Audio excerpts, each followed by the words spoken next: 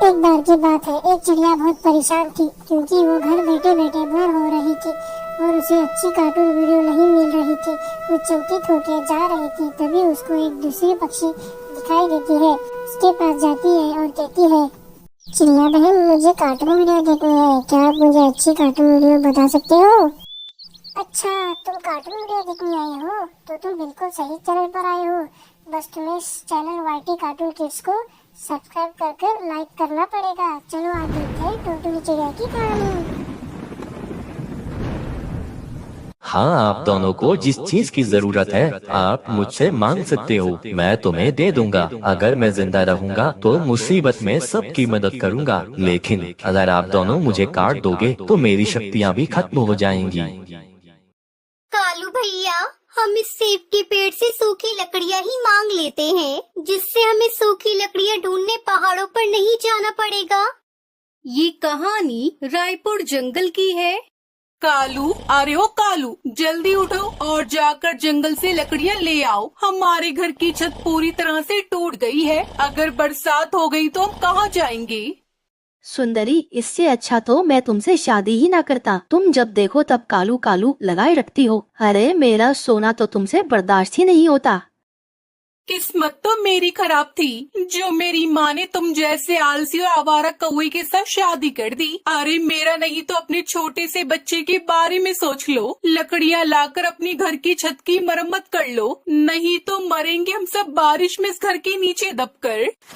फिर कालू कौवा अपनी पत्नी से कुल्हाड़ी लेकर चला जाता है। वो रास्ते में सोचता है कि वो टुनटुनी चिड़िया को भी साथ ले जाए, क्योंकि उसे पता नहीं था कि जंगल में सूखी लकड़ियाँ कहाँ मिलेंगी। इसलिए वो टुनटुनी चिड़िया के पास आता है। सुनो टुनटुनी चिड़िया, मैं जंगल से सूखी लकड़ियाँ लेने जा रहा हूँ। मेरे घर की छत टूट गई है, क्या तुम भी चलोगी मेरे साथ? हाँ कालू भैया, मेरे घर की छत तो ठीक है, लेकिन मेरी खिड़की टूट गई है, इसलिए मुझे अपनी खिड़की ठीक करनी है। फिर टुनटुनी चिड़िया भी कालू कौवे के साथ लकड़ियाँ लेने चली जाती है। वो दोनों उड़ते उड़ते दूर पहुँच जाते हैं। तब वो दोनों एक पेड़ पर बैठ जाते हैं। वहाँ एक घना जंगल था, लेकिन उसमें सारे पेड़ हरे भरे थे। करीब में कोई भी सूखा पेड़ नहीं था। टुनटुनी चिड़िया, मैं तो थक गया, लेकिन अभी तक कोई भी सूखा पेड़ नहीं मिला। कालू भैया, हम पहाड़ों पर चलते हैं। मुझे पूरा विश्वास है कि हमें पहाड़ों पर कोई न कोई सूखा पेड़ जरूर मिल जाएगा। तभी कालू कौवे की नजर सामने एक विशाल सेब के पेड़ पर जाती है। टुनटुनी चिड़िया, वो सामने वाला सेब का पेड़ बहुत बड़ा है, मैं तो उसी पेड़ से लकड़ियाँ काटने जा रहा हूँ। मगर कालू भैया, वो सेब का पेड़ तो हरा भरा है और हम पक्षी तो हरे भरे पेड़ को काट कर अपने घर नहीं बनाया करते, तो इसलिए आप उस पेड़ को भूल जाओ। तुम ढूंढो सूखा पेड़, मैं तो उसे ही काटने जा रहा हूँ। ये कहकर कालू कौवा अपनी कुल्हाड़ी लेकर उस पेड़ को काटने के लिए उसकी तरफ जाता है। यह क्या, आज फिर कोई लकड़हारा अपनी कुल्हाड़ी लेकर मुझे काटने आ रहा है। इससे पहले कि ये दुष्ट पक्षी मुझे काटे, मुझे कुछ करना होगा। रुको रुको कौवे, तुम मुझे नहीं काट सकते, क्योंकि मैं एक साधारण पेड़ नहीं, बल्कि मुझ में कई सारी जादुई शक्तियाँ हैं। पेड़ को बोलता देखकर टुनटुनी चिड़िया भी वहाँ आ जाती है। क्या तुम एक जादुई सेब के पेड़ हो?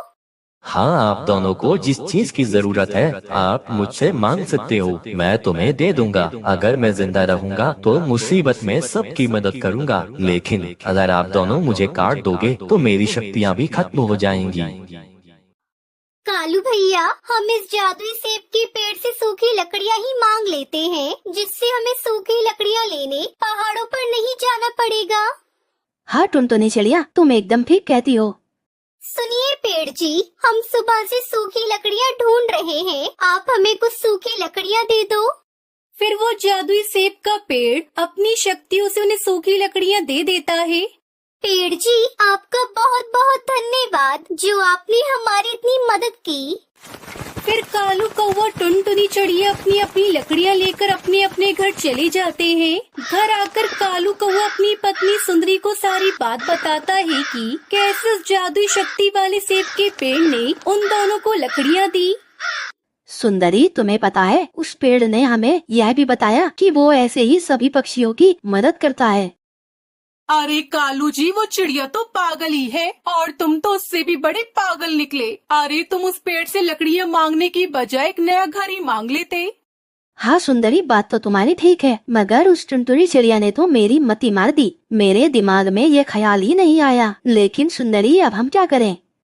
कालू जी, करना क्या है? तुम चलो मेरे साथ, हम वहीं चलते हैं और उस पेड़ से अपने लिए एक नया घर मांग लेते हैं। सुनो जग्गू बेटा, तुम घर में ही रहना, मैं और तुम्हारे पापा भी थोड़ी देर में वापस आते हैं, तब तक तुम घर में बैठकर खेल लेना। फिर कालू कौवा सुंदरी कौवी को साथ लेकर फिर से उस घने जंगल में सेब के पेड़ के पास जाता है। यह काला कौवा फिर से मेरी तरफ ही कुल्हाड़ी लेकर क्यों आ रहा है? इसकी जरूरत तो मैंने थोड़ी देर पहले ही पूरी कर दी थी, अब क्यों आ रहा है ये फिर से? कालू सुंदरी सेब के पेड़ के पास आते हैं। कौवे, अब क्या हुआ? क्या तुम्हें मेरी लकड़ियाँ पसंद नहीं आई जो तुम दोबारा मेरे पास आए हो? पेड़ जी, मेरा पति तो पागल है जो आपसे सूखी लकड़ियाँ ले गया। आप ऐसा करो, आप हमें एक नया घर ही दे दो जिसमें हम अपने परिवार के साथ रह सके। यह तो लालच है और मैं लालची पक्षियों की मदद नहीं करता। आपको जो जरूरत थी मैंने आपकी वह जरूरत पूरी कर दी, अब और नहीं। सुंदरी, ये पेड़ ऐसे नहीं मानेगा, तुम्हें इसके ऊपर कुल्हाड़ी चलानी ही पड़ेगी, तभी मानेगा ये। तो फिर कालू, तुम देखते क्या हो? तुम काट दो जादुई सेब के पेड़ को। नहीं नहीं, आप ऐसा मत करो, मैं तो दूसरे पक्षियों की मदद करता हूँ और मैंने तुम्हारी भी मदद की, फिर तुम मुझे क्यों काट रहे हो? तभी टुनटुनी चिड़िया वहाँ पर आ जाती है। कालू सुंदरी, तुम दोनों ये क्या कर रहे हो? इस पेड़ ने पहले ही हमारी मदद कर दी है, इसलिए तुम इसे मत काटो। तुम जानते हो ना लालच कितनी बुरी बला होती है। ये चिड़िया, तू चुपचाप यहाँ से निकल जा, वरना तुझे भी इस पेड़ के साथ काट दूंगा। चिड़िया, यह लालची कौवा यहाँ से घर लिए बिना जाने वाला नहीं है। तो ठीक है, फिर कौवे तुम जाओ और घर जाकर देखो, तुम्हारा पुराना वाला घर नए घर में बदल गया है। और हाँ, अब तुम यहाँ दोबारा कभी मत आना।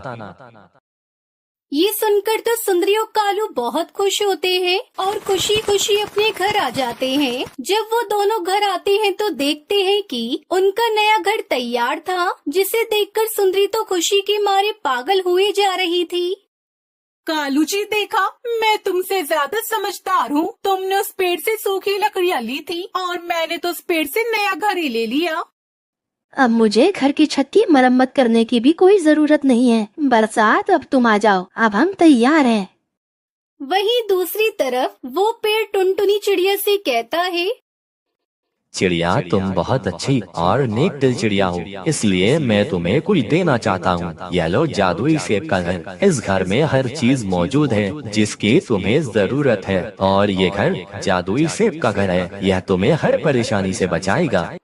फिर टुनटुनी चिड़िया खुशी खुशी उस जादुई सेब के घर में जाती है। वो सेब का घर हवा में उड़ता हुआ टुनटुनी चिड़िया के पेड़ के पास आ जाता है। फिर ऐसे ही कुछ दिन बीत जाते हैं और एक दिन तेज बारिश शुरू हो जाती है। तभी कालू सुंदरी कौवी अपने बेटे के साथ घर के अंदर बैठे हुए थे। तभी अचानक से तेज बारिश की वजह से कालू सुंदरी का घर टूट जाता है। वहीं दूसरी तरफ टुनटुनी चिड़िया जादुई सेब के घर में बैठकर आराम से बारिश की मजे ले रही थी। उसका घर बिल्कुल भी नहीं टूटता, लेकिन कालू सुंदरी ने तो लालच किया था, इसलिए उसके परिवार को लालच की सजा मिल जाती है। ऐसी ही कार्टून वीडियो देखने के लिए लाइक और सब्सक्राइब जरूर करें।